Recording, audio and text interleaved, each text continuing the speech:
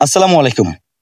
আজকে আমরা হবিগঞ্জ জেলার চুনারগড় উপজেলার আধ্যাত্মিক নগরী মুরারবন্দে এসেছি।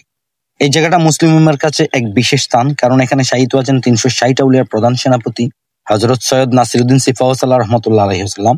শুধু তাই নয়, তার সঙ্গে আরো প্রায় ১২০ জন আউলিয়া কেরাম এখানে চিরছায়িত আছেন।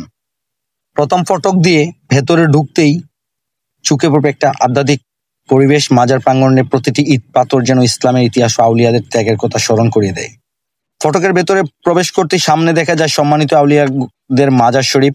প্রত্যেকটি রোজা যেন শান্তির প্রতীক আর আল্লাহর প্রেমে কিভাবে বিভোর সেই মহান ব্যক্তিদের স্মরণ করিয়ে দেয়।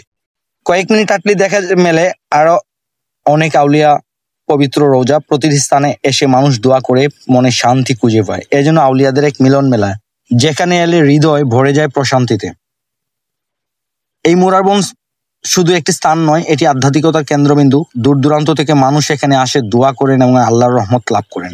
আমরা আজ এখানে দাঁড়িয়ে সমগ্র মুসলিম উম্মার জন্য দোয়া করি, আল্লাহ আমাদের সবাইকে রহমত ও বরকত দান করুন। এরই সাথে আমরা এখন আসি সৈয়দ বন্দিগি শাহ রহমতুল্লাহ আলাইহি সাল্লামের মাজারে। তারপরেই আমরা হেঁটে যাচ্ছি, দেখতে পাচ্ছেন আপনার রাস্তা, আমরা হেঁটে যাচ্ছি হযরত সৈয়দ নাসিরউদ্দিন সিফাউসাল্লাহর পূর্ব পশ্চিম রৌজাতে।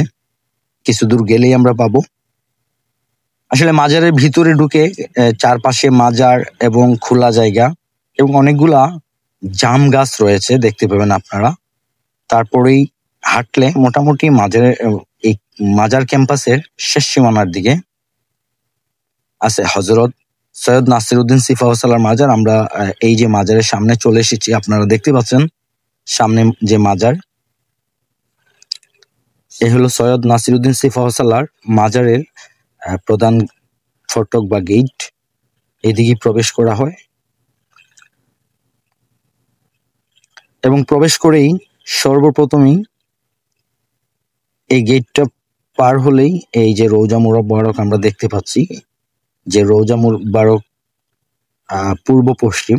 আমরা এও শুনেছি এই মাজার নাকি উত্তর দক্ষিণ দাফন করা হয়েছিল, কিন্তু আল্লাহর অলৌকিক ক্ষমতা বলে উনি ওনার মাজার পূর্ব পশ্চিম করেছেন।